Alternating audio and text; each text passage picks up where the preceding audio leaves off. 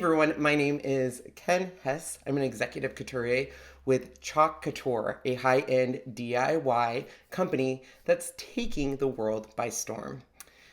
I'm here today because I wanted to present a story to you of how I went from having an amazing spark that built up over 2 years and slowly seeing that spark diminish in 1 month.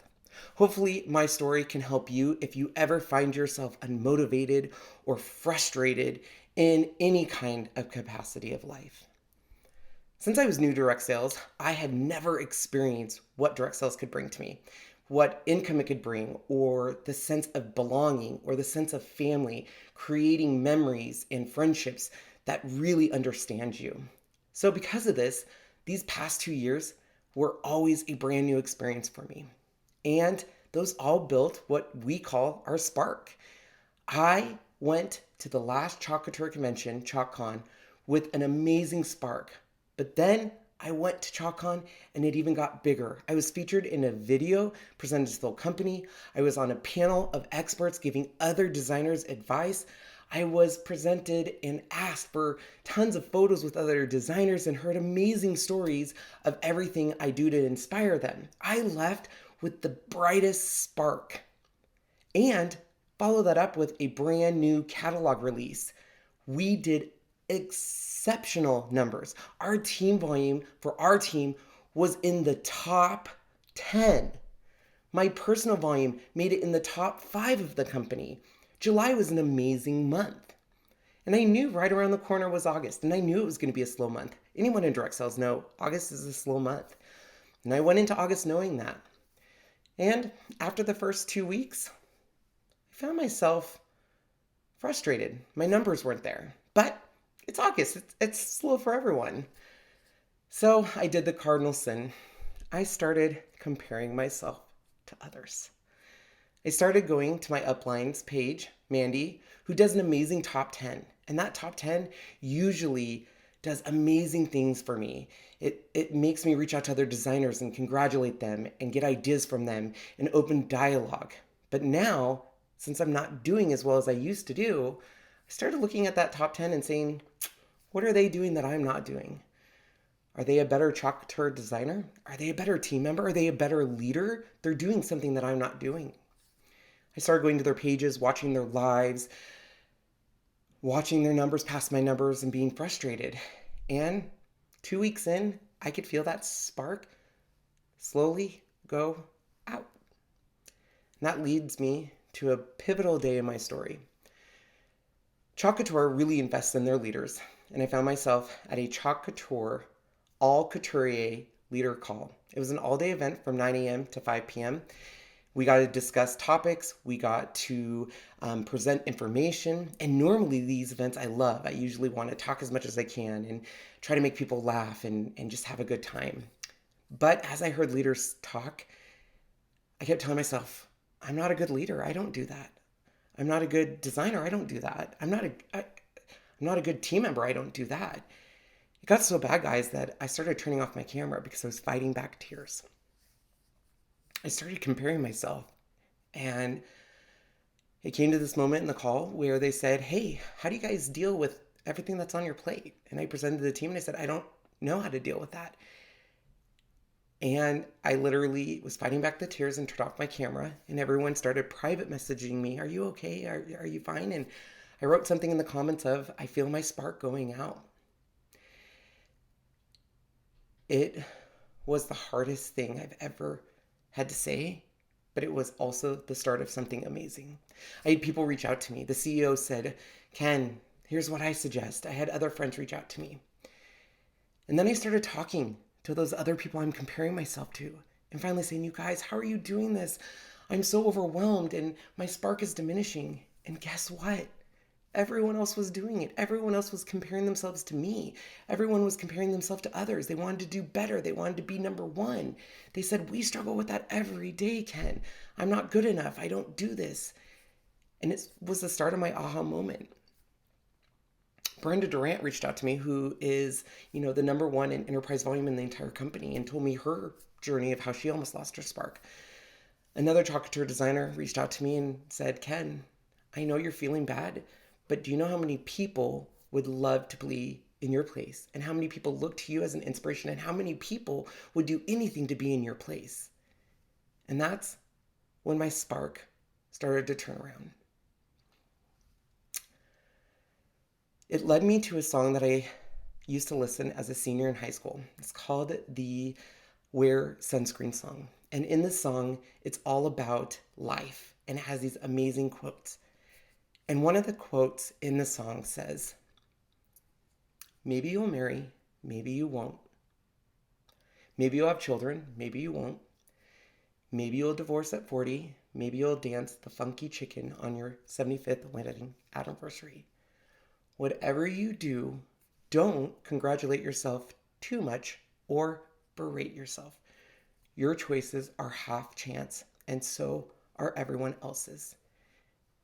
Just listening to that song once ignited my spark again, because it reminded me that I'm here to compete with myself, and I'm here to be the best leader, the best designer, and the best team member I can be. So I want to present this song to you with the lyrics, and hopefully, listening to this whole song, you can find out how this reignited my spark. And when you are in your darkest moments and you are telling yourself, I am not sure that I am right for direct sales. I am not sure I'm doing everything right. I'm not sure if I'm a good designer, because I've been doing this for 2 years and so is this person, and they're doing better than me. Why am I not doing as good? What am I doing wrong? Am I not doing enough lives? Am I not pushing the product enough? Listen to this song, and hopefully, like it did for me, it will be the start of your spark reigniting. Enjoy.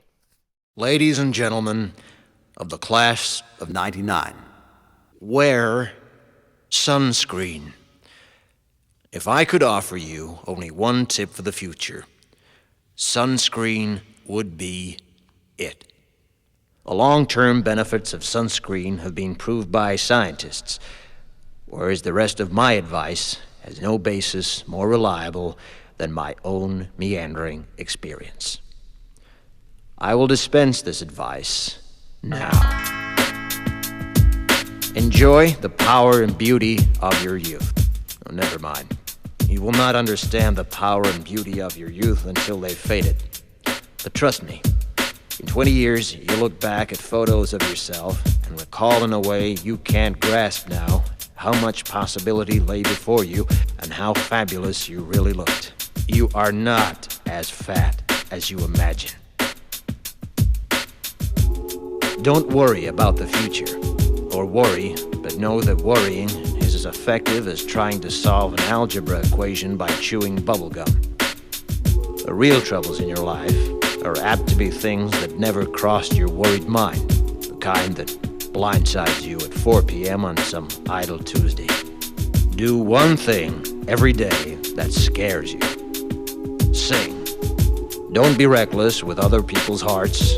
Don't put up with people who are reckless with yours. Floss. Don't waste your time on jealousy. Sometimes you're ahead, sometimes you're behind. The race is long, and in the end, it's only with yourself. Remember compliments you receive. Forget the insults. If you succeed in doing this, tell me how. Keep your old love letters. Throw away your old bank statements. Stretch. Don't feel guilty if you don't know what you want to do with your life. The most interesting people I know didn't know at 22 what they wanted to do with their lives. Some of the most interesting 40-year-olds I know still don't. Get plenty of calcium. Be kind to your knees. You'll miss them when they're gone. Maybe you'll marry, maybe you won't. Maybe you'll have children, maybe you won't. Maybe you'll divorce at 40. Maybe you'll dance the funky chicken on your 75th wedding anniversary.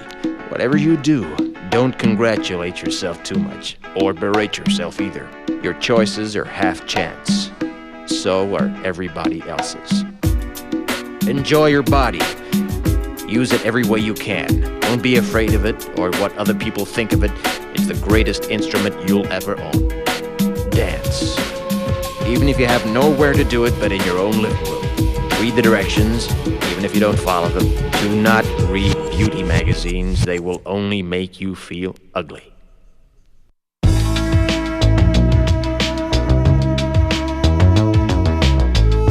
Get to know your parents. You never know when they'll be gone for good. Be nice to your siblings.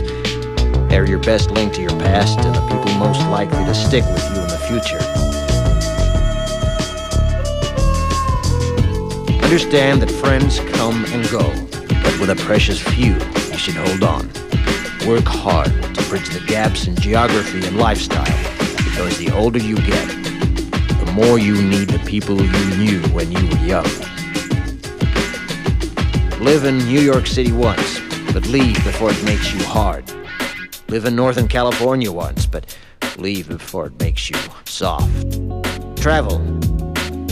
Accept certain inalienable truths. Prices will rise, politicians will philander, you too will get old. And when you do, you'll fantasize that when you were young, prices were reasonable, politicians were noble, and children respected their elders.